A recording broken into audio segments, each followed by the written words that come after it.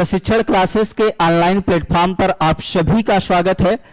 Students, हम लोग पिछले क्लास में दर्पण और लेंस से संबंधित महत्वपूर्ण आयामों पर चर्चा किया गया और उसके हर टॉपिक को कवर किया गया। दर्पण क्या होता है, दर्पण किस सिद्धांत पे कार्य करता है, लेंस क्या होता है और लेंस किस सिद्धांत पे कार्य करता है, और उसमें प्रतिबिंब का निर्माण कैसे होता है, हम लोग उसके महत्वपूर्ण आयामों पर चर्चा किए। आज का जो हम लोगों का टॉपिक है वह सरफेस टेंशन और केशिकत्व है और इसको हम लोग उसी प्रकार से बेहतरीन रूप से समझा जाएगा और अध्ययन किया जाएगा। तो आइए चलते हैं टॉपिक की तरफ और सरफेस टेंशन क्या होता है, केशिकत्व क्या होता है, एक एक को विधिवतपूर्ण समझा जाएगा। आइए चलते हैं। पृष्ठ तनाव, सरफेस टेंशन के बारे में हम लोगों को अध्ययन करना है। कह रहा है एकांक क्षेत्रफल पर लगने वाले बल को पृष्ठ तनाव कहा जाता है। यानी एकांक क्षेत्रफल पर लगने वाले बल को क्या कहा जाता है, पृष्ठ तनाव या सरफेस टेंशन कहा जाता है। आगे कह रहा है पृष्ठ तनाव सरफेस टेंशन का एसआई मात्रक न्यूटन प्रति मीटर होता है।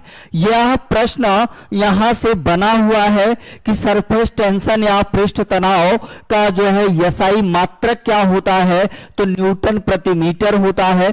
आगे कह रहा है पृष्ठ तनाव केवल द्रवों में पाया जाता है, ठोस और गैसों में नहीं पाया जाता है।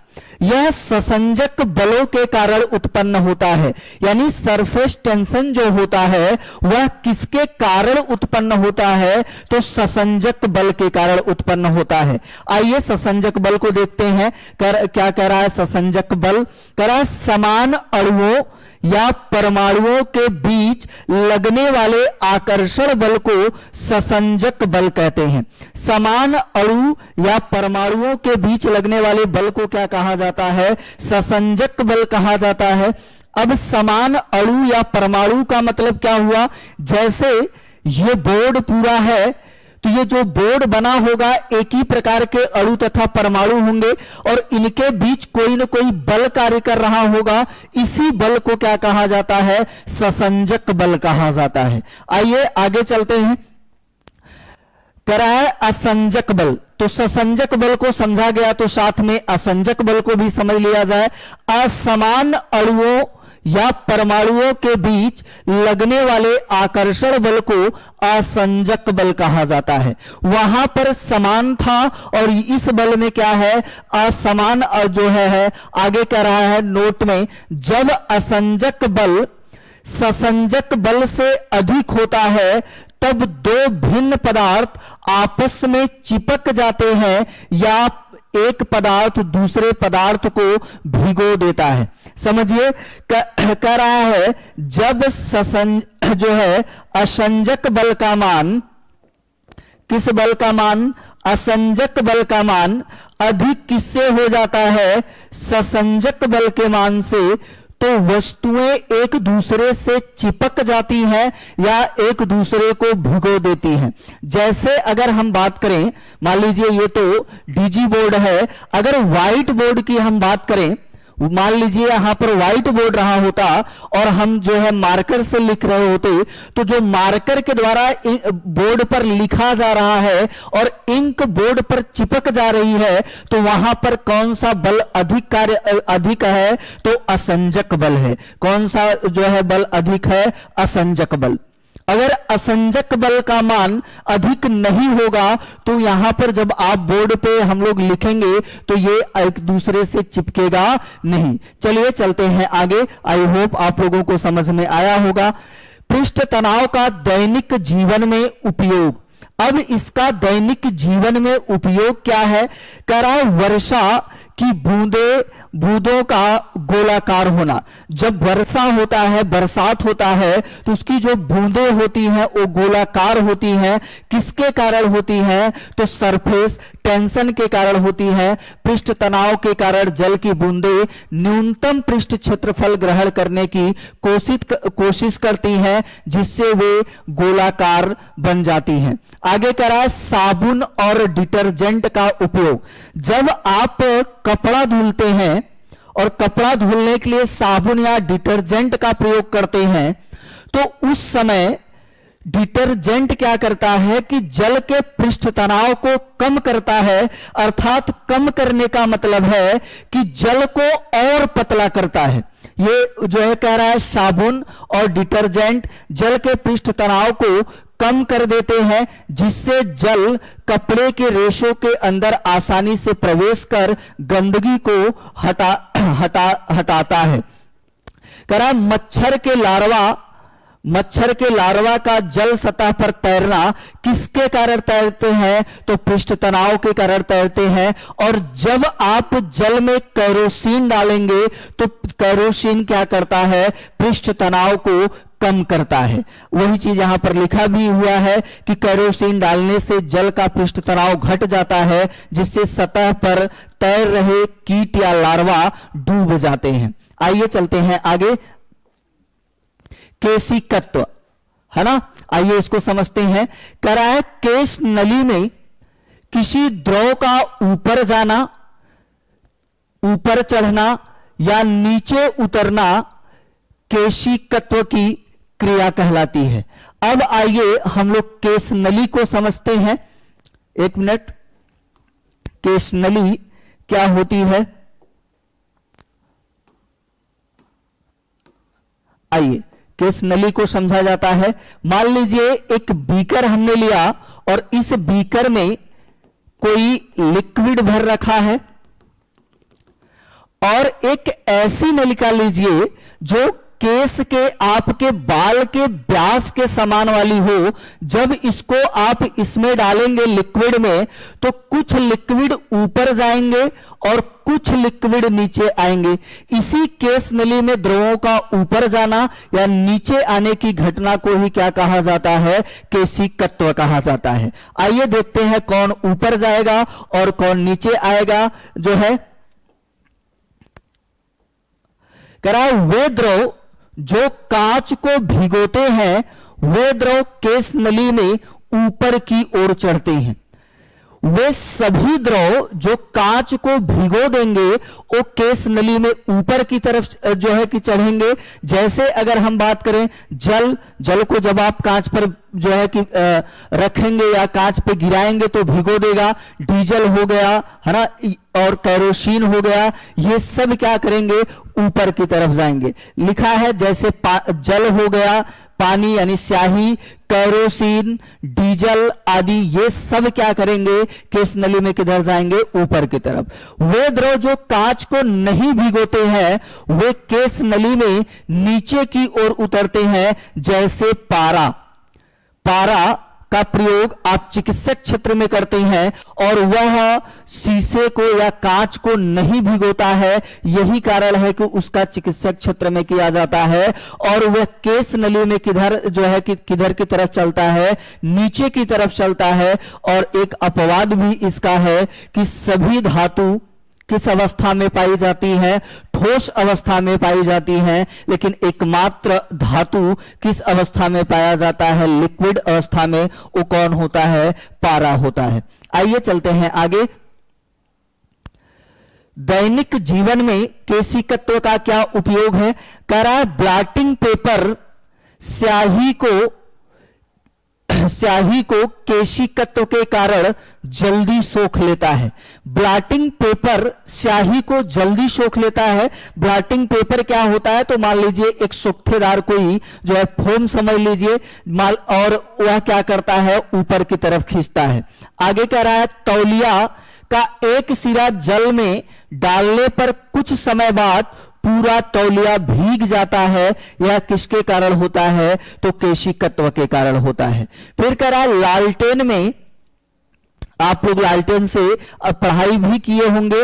लालटेन में बत्ती के माध्यम से तेल ऊपर चढ़कर जलता है, किसके कारण? केशिकत्व के कारण। आगे कह रहा है पौधों की जड़ों तक जल केशिकत्व के कारण पहुंचता है। जैसे आप लोग पढ़े होंगे कि पौधों में अगर प्लांट की बात किया जाए तो भोजन का परिवहन भी होता है, भोजन का परिवहन, और साथ ही किसका परिवहन होता है? जल का परिवहन होता है। तो जल का परिवहन कौन करता है? तो जाइलम करता है। कौन करता है? जाइलम। और भोजन का परिवहन कौन करता है? फ्लोएम करता है। लेकिन जड़ तक जल कैसे पहुंचता है? तो किसके द्वारा पहुंचता है? केशिकत्व के द्वारा पहुंचता है। आगे कह रहा है नलकूपों में जल केशिकत्व के कारण पहुंचता है। जैसे आप लोग के घर पे नलकूप होगा तो आपने कुछ पृथ्वी के जमीन के अंदर कुछ दूरी तक जो है पाइप वगैरह को जो है डाल रखे होंगे, तो पाइप तक या जमीन के अंदर तक जो जल आता है वह किसके कारण आता है? केशिकत्व के कारण आता है। और कई बार ऐसा होता है कि नलकूप अगर किसी जो है गंदे तालाब के पास है या गंदे नाले के पास है तो वहां का जल जो स्मेल करता है, बदबू करता है, वह किसके कारण करता है? क्योंकि जो है कि हमारे नलकूप में जो है किसके कारण आता है? केशिकत्व के कारण। आइए चलते हैं आगे। लालटेन अब कुछ इससे संबंधित, जैसे हम लोग पृष्ठ तनाव, सरफेस टेंशन, केशिकत्व का अध्ययन किया गया, इसके महत्वपूर्ण आयामों पर चर्चा किया गया। अब इससे संबंधित प्रश्न कैसे परीक्षा में बनते हैं, क्या पैटर्न रहता है, किस लेवल के प्रश्न बनते हैं, इसको करना हम लोगों को बहुत कंपलसरी है। और साथ ही साथ आप लोग को जो है यह भी पता चल गया होगा कि आरआरबी एनटीपीसी का एग्जाम डेट भी आ गया। तो अब हमें जो है साइंस को पढ़ना है और विधिवतपूर्ण पढ़ना है। तो आइए इसके बेहतरीन जो है पीवाईक्यूज को सॉल्व किया जाए और इसके कॉन्सेप्ट को समझा जाए। करा लालटेन की बत्ती में तेल ऊपर चढ़ता है विसरण के कारण, परासरण के कारण, केशिकत्व के कारण, वाष्पन के कारण। किसके कारण चढ़ता है? अभी हम लोगों ने पढ़ा केशिकत्व के कारण चढ़ता है। और ये आरआरबी एनटीपीसी 2019 में पूछा गया प्रश्न है। चलिए आगे चलते हैं।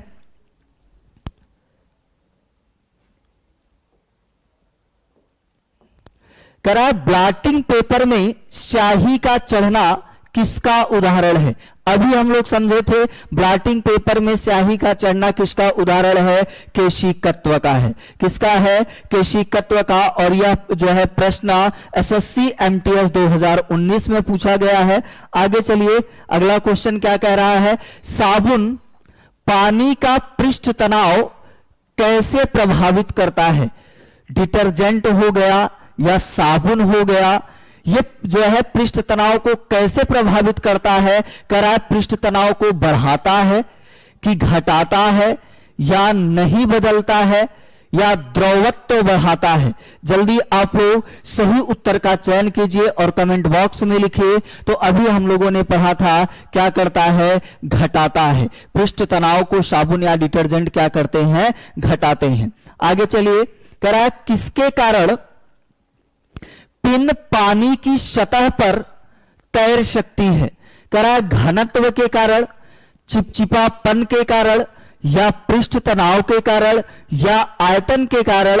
और एसएससी सीएचएसएल 2020 में यह प्रश्न पूछा गया है। सही उत्तर क्या होगा आप लोग कमेंट कीजिए। और इसका सही उत्तर क्या होगा? ऑप्शन नंबर सी, पृष्ठ तनाव के कारण। और हमने ये भी बताया था जो है कि जब केरोसिन जल में डाला जाता है तो पृष्ठ तनाव क्या हो जाता है? कम हो जाता है। आइए चलते हैं आगे। करा केरोसिन डालने से मच्छर के लार्वा क्यों मरते हैं? कह रहा है जल का तापमान बढ़ जाता है।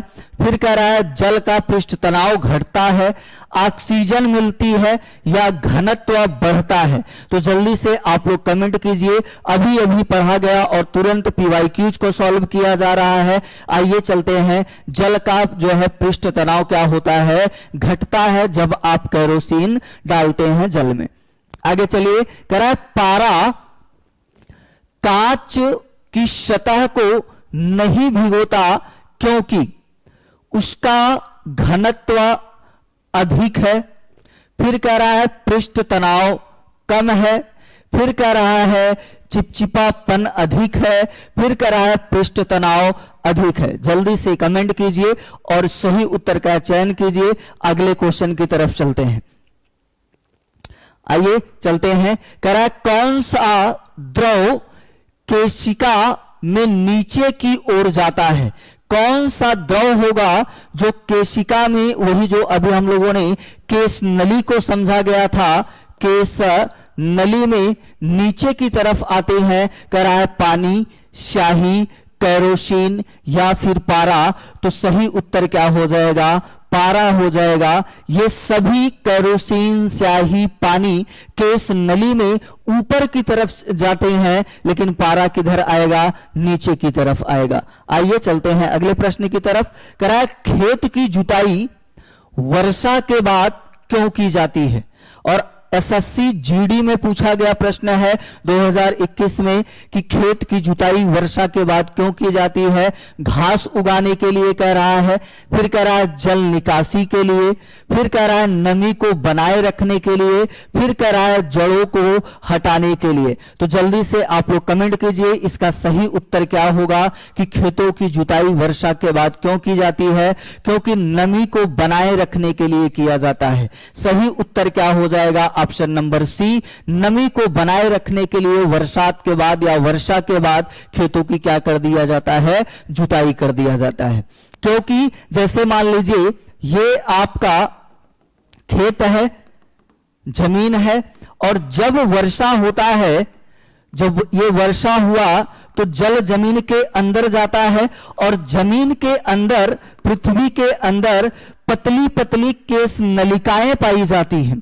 और जब वर्षा होने के पश्चात प्रकाश पड़ेगा तो वो वाष्प बनके ऊपर उठेंगी और ये क्या हो जाएंगी? हमारे खेतों को, नमी को समाप्त कर देंगी। इसलिए किसान अपने खेतों की जुताई करवा देता है कि ये केश नलियां क्या हो जाए? टूट जाएं या ब्रेक हो जाएं और हमारे खेतों की नमी क्या रहे? बनी रहे। आइए चलते हैं अगले प्रश्न की तरफ। कह रहा है कौन सा द्रव कांच की दीवार को भिगोता है? कह रहा है पारा भिगोता है, या जल भिगोता है, या ब्रोंज भिगोता है, या जिंक भिगोता है? जल्दी कमेंट करिए कौन सा सही उत्तर होगा। तो कौन भिगोता है जो है कांच की दीवार को? तो ऑप्शन नंबर बी हमारा सही उत्तर होगा। जल और पारा हो गए, ब्रोंज हो गए, जिंक हो गए, ये जो है भिगोए, दीवार को नहीं भिगोते हैं। चलिए अगले प्रश्न की तरफ चलते हैं। अगला प्रश्न क्या कह रहा है? तो आज के लिए बस इतने ही प्रश्न, फिर आप लोगों से मिलते हैं एक नए टॉपिक के साथ। तब तक के लिए आप लोग स्वस्थ रहिए और अपनी पढ़ाई लिखाई करते रहिए। आप सभी का थैंक यू, धन्यवाद।